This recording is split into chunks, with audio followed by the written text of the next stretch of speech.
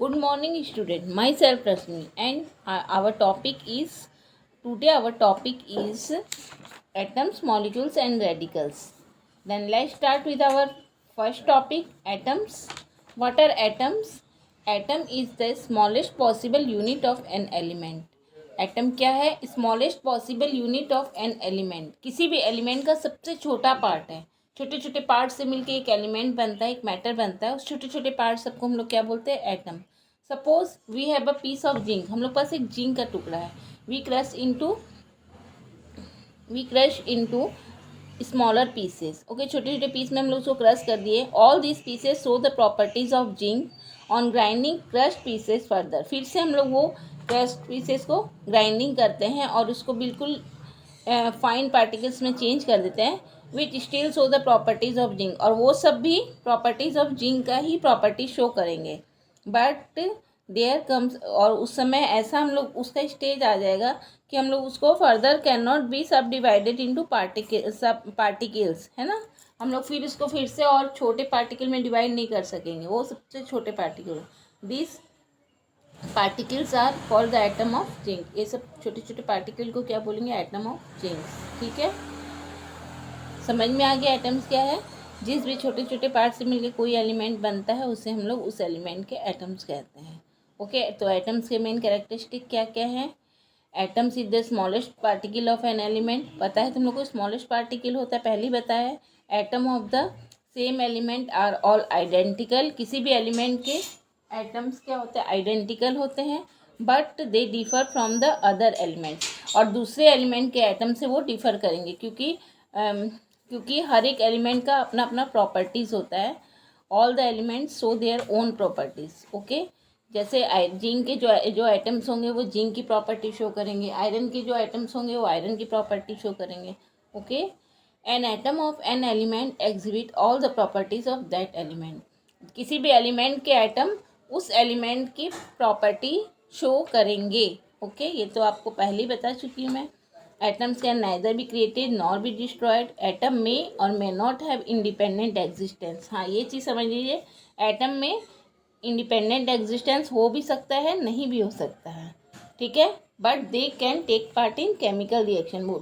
पर वो लोग केमिकल रिएक्शन में टेक पार्ट करते हैं. ओके, अब नेक्स्ट टॉपिक इज मॉलिक्यूल.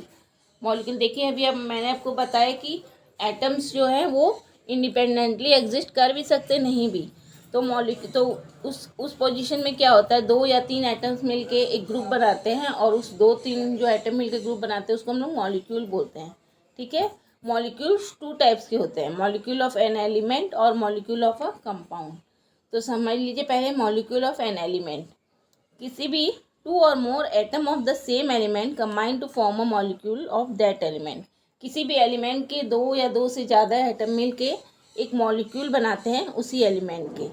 देखिए, the atom of certain element like oxygen, nitrogen, chlorine etcetera can not exist independently, so they join to form a molecule. जो hydrogen के atom हैं, chlorine के atom हैं, oxygen के atom, वो लोग independently exist नहीं कर पाते हैं. तो वो लोग ज्वाइन होके एक दूसरे में एक मॉलिक्यूल फॉर्म करते हैं. ओके, जैसे 2 atom of hydrogen join to form one molecule of the element hydrogen. Hydrogen के 2 एटम्स मिलके one molecule H+H=H2, one molecule of hydrogen. जैसे सल्फर के 8 एटम्स मिलके वन मॉलिक्यूल्स ऑफ सल्फर बनाते हैं. और जैसे कि ऑक्सीजन के दो एटम्स मिलके वन मॉलिक्यूल ऑफ ऑक्सीजन बनाते हैं, O+O, that is O2. Okay, अब देखिए एटोमिसिटी. एटोमिसिटी क्या है? The number of atom of an element that join together to form a molecule of that element is known the atomicity of that molecule. मतलब किसी भी element के कितने number of atoms मिलके एक मॉलिक्यूल बना रहे हैं, उसमें एक नंबर ऑफ एटम्स कितने प्रेजेंट है उस मॉलिक्यूल में, उसी को हम लोग एटोमिसिटी कहते हैं उस एलिमेंट का. ओके, तो depending upon the atomicity the molecule of element can be divided into monoatomic molecule, diatomic molecules, triatomic molecules, polyatomic molecules. Okay, monoatomic molecules. देखिए, मोनोएटॉमिक मॉलिक्यूल्स में क्या होता है? उसमें मोनो का मतलब आप लोग समझ रहे होंगे, मोनो का मीन्स तो जैसे हम लोग को पता चल रहा वन, मोनो एटॉमिक जिसमें वन एटम्स है। They contain only one atom. Atoms of metals and metalloids do not combine with their own types of atom. देखो मेटल्स और मेटोलाइट्स के जो एटम होते हैं वो क्या है, अपने आप में एक दूसरे के साथ कंबाइन नहीं होते हैं, वे इंडिपेंडेंटली एग्जिस्ट करते हैं, ठीक है। So their atom are regarded as their molecules, है ना, उसको तो इसलिए उसके एटम्स को ही हम लोग उसके मॉलिक्यूल्स बोल सकते हैं। Similarly atom of inert gases exist freely.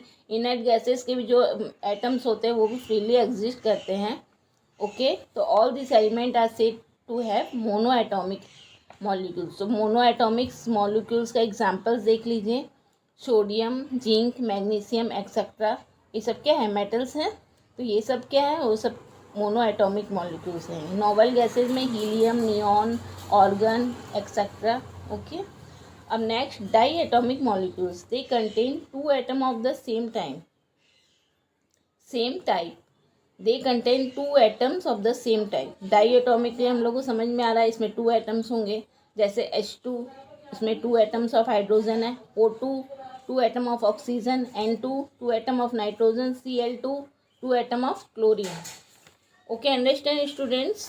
Next है triatomic molecules, they contain three atom. Triatomic means three atom, जिसमें थ्री एटम होंगे वो ट्राई एटॉमिक हो जाएंगे। तो ओजोन को बोलेंगे O3।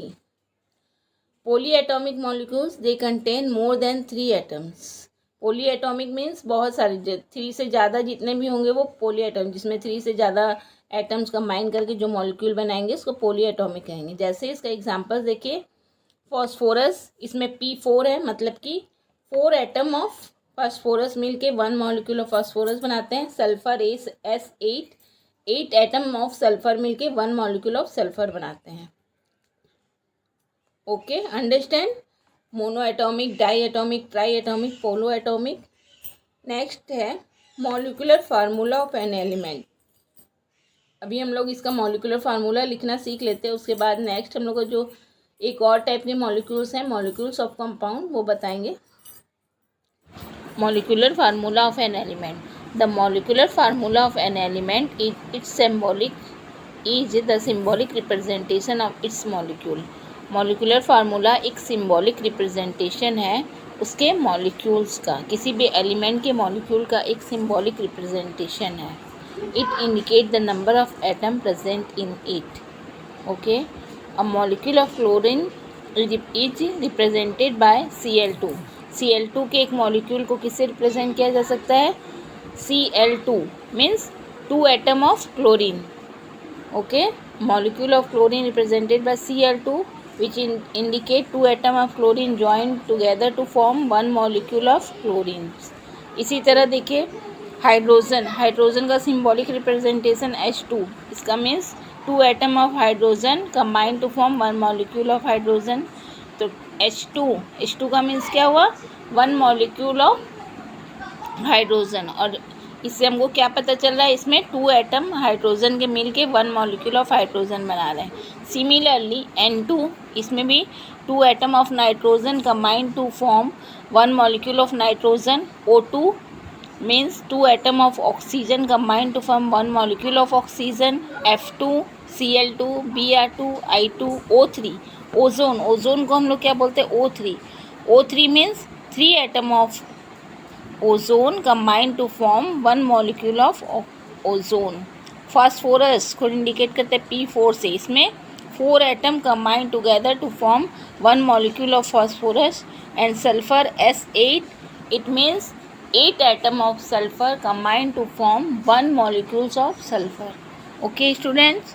from the above it is clear that H represent 1 atom of hydrogen but H2 represent 1 molecule of hydrogen, okay। 2H represent 2 atom of hydrogen but 2H2 represent 2 molecule of hydrogen।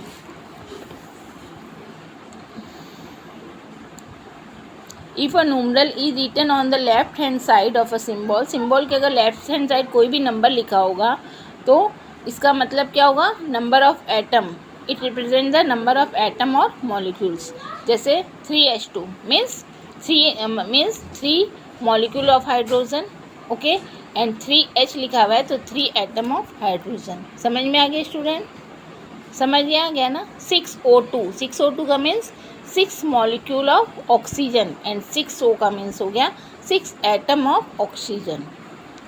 Next, molecules of compound. अभी तक हम लोग क्या देखे? Molecule of an element. Element means एक element का molecule का मतलब है कि सेम एलिमेंट के एटम सब कंबाइन होकर जो मॉलिक्यूल बनाते हैं उसको एलिमेंट, इसको मॉलिक्यूल ऑफ एलिमेंट बोलते हैं। अब हम लोग मॉलिक्यूल ऑफ कंपाउंड में क्या होगा, दो डिफरेंट एलिमेंट में से एटम सब जुड़ के एक न्यू फॉर्म करेंगे कंपाउंड, उसको बोलेंगे मॉलिक्यूल ऑफ कंपाउंड। जैसे एटम ऑफ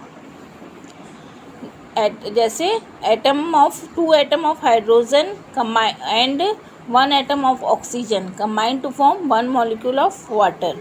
ओके, तो हाइड्रोजन और ऑक्सीजन देखिए, इसमें टू एलिमेंट के एटम मिलके 1 मॉलिक्यूल ऑफ वाटर बना रहे हैं। CO2, इसमें 2 atom of oxygen and 1 atom of carbon मिलके 1 मॉलिक्यूल ऑफ कार्बन डाइऑक्साइड बनाते हैं। समझ में आ गया? मॉलिक्यूल ऑफ कंपाउंड में क्या है? When the atom of 2 or more element join together, मतलब 2 या उससे ज़्यादा एलिमेंट के जो एटम्स होंगे वो join together to fix in a fixed ratio by mass, a molecule of a compound is formed। Compound का मॉलिक्यूल तब एक फॉर्म होता है। ओके, तो देखिए examples. Mercuric oxide is solid compound, when it is heated it decomposes to give mercury and oxygen. देखिए mercury oxide क्या है? कंपाउंड एक ठो, क्योंकि इसमें मरकरी भी है, ऑक्साइड भी है, ऑक्सीजन भी है। लेकिन जब हम लोग इसको हीट करेंगे तो ये मरकरी में और ऑक्सीजन में दो में अलग अलग टूट जाएगा। ओके, सिमिलरली जब हम लोग when electric current is pass through isolated water तो it ionizes to give hydrogen and oxygen gas in the ratio 2:1। ठीक है, H2O में 2 atoms of hydrogen and 1 atom of oxygen है। तो जब इसको हम लोग इलेक्ट्रिक करंट पास होगा तो हाइड्रोजन के 2 एटम्स अलग होंगे एंड ऑक्सीजन के 1 एटम। ओके, तो स्टूडेंट आज के लिए बस इतना ही। अब नेक्स्ट टॉपिक में हम लोग रेडिकल्स करेंगे।